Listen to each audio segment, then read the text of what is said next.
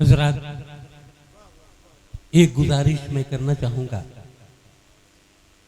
सदारत जनाब फारूक शिवानी की है। ये जानते हैं कि मैं जिस कदर बीमार हूँ, मैं आ नहीं सकता था, लेकिन जिनकी याद में ये मुशायरा हो रहा है, मेरी जिम्मेदारी थी कि मैं उसमें आता। मैं आ गया हूँ। बहुत देर तक रुकना कहीं न कहीं मेरे लिए अच्छी बात नहीं है।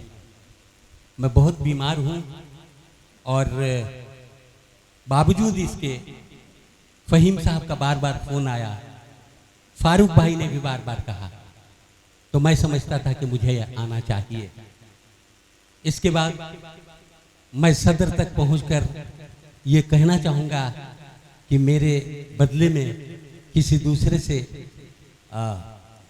इसकी निज़ामत करा लें आप और मुझे माफ़ कर दें। मैं आम तौर पर ऐसा करता नहीं हूँ, लेकिन इस वक्त मेरा जाना रहना अब ठीक नहीं है। मैं बहुत बीमार हूँ, इसलिए एक बार ताली बजा के मुझे रुखसत कर दीजिए, ताकि मुझे ऐसा लगे कि आप लोगों के दिल में कहीं कोई ख़ास बात नहीं है। मैं अब अच्छा अच्छा 2-3 शेर पढ़ देता हूँ।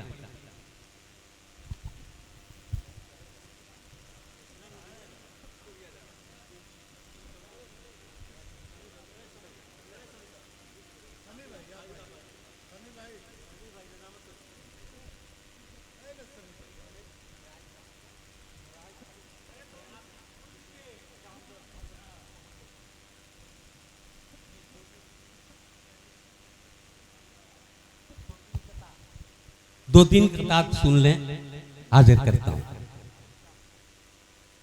मौजूदा जो आज का दौर है, आज जहाँ सीवान है या हम लोग हैं, 4-4 मिसरों में अपनी बात कहता हूँ कि बाजार भाव में भले जितना उछाल है, बाजार भाव में जिसे भले जितना उछाल है, अब पैसे नहीं है जेब में, बस ये मलाल है। बाजार भाव में भले जितना उछाल है, अब पैसे नहीं है जेब में, बस ये मलाल है।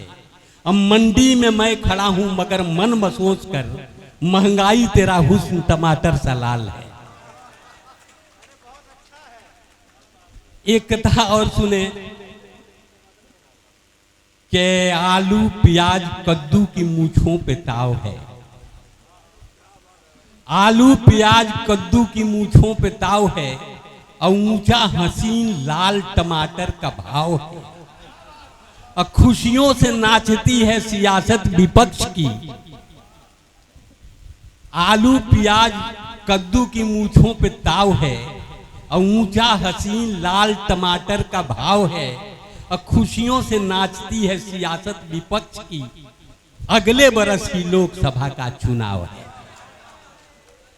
एक कथा और सुन ले, और मैं समझता हूं कि यह सदर की नजर करना चाहता हूं कि पॉकेट में हाथ डाल के मंडी में हूं खड़ा। पॉकेट में हाथ डाल के मंडी में हूं खड़ा। महंगाई है खड़ी जहां सुरसा सा मुंह लिए। पॉकेट में हाथ डाल के मंडी में हूं खड़ा। महंगाई है खड़ी जहां सुरसा सा मुंह लिए। किस मुंह से पूछूं भाव टमाटर का मैं भला, चुपचाप देखता हूं करेला सा मुंह लिए। बहुत शुक्रिया। आज मुझे आप माफ कर दें। मैं समझता हूं कि अगर मैं ठीक रहा तो फिर आपकी खिदमत में हाजिर होऊंगा। आज मुझे माफ कर दें, मैं बहुत बीमार हूं। एक बार फिर मुझे तालियों से रुखसत कर दीजिए। बहुत बहुत शुक्रिया भाई, मैं माफी चाहता हूं।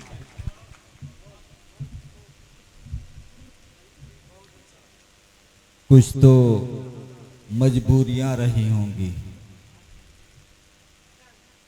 कुछ तो मजबूरियां रही होंगी। यूं कोई बेवफा नहीं होता। अभी तक हजरात बहुत खूबसूरती के साथ जनाबे सुनील कुमार तंग इनायतपुरी आज की मुशायरे की निज़ामत फरमा रहे थे। तंज़ो मज़ाह के मारूफ शायर हैं। जब ये कलाम पढ़ रहे थे तो छपरा का एक मज़ाहिया शायर मुहफ़्फ़ट छपरवी मुझे याद आ रहे थे। महताब भाई,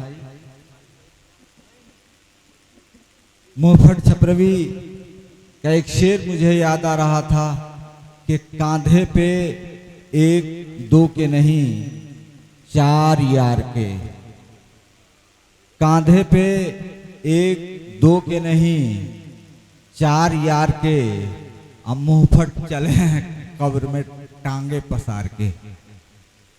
तो ये तंज़ो मज़ाह की शायरी का कमाल है। दुखती रगों पे हाथ रखना, हकीकते हाल बयान करना और लोगों को मुस्कुराने पे और हंसने पे मजबूर कर देना, ये तंज़ो मज़ाह का शायर का कमाल है।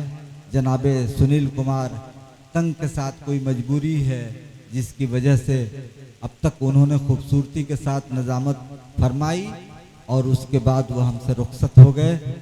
हजरात, आज के इस बज़्म को सजाने में जनाबे कमाल मीरापुरी साहब का ज़बरदस्त हाथ है। ये इन्हीं का कमाल है और इनके एक फ़ोन से हम तमाम शुअरा उदबा यहाँ हाजिर आए हैं। मैं तमहीदी गुफ्तगू जो ज़मीर सिवानी के ताल्लुक़ से कर रहा था, मैं माजरत चाहता हूँ कि मैं जनाब कमाल मीरापुरी को नज़रअंदाज कर गया मेरे जहन, क्योंकि मुझे अचानक बुला लिया गया था।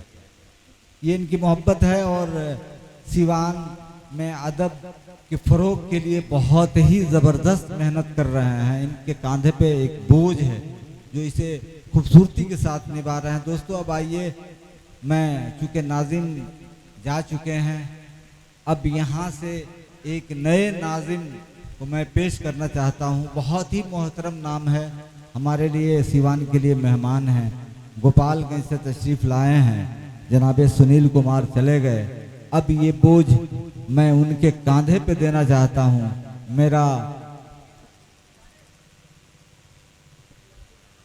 मेरी मुराद जनाबे मेराजुद्दीन तशना से है और इस शेर के साथ मैं इन्हें ज़हमत